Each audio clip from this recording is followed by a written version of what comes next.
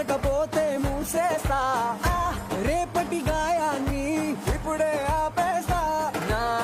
తలరాతే రంగుల రంగోలి దిగులైనా చేస్తా దీవాలి నా నవ్వుల కోటను నేనే ఎందుకు ఎందుకు పడగొట్టాలి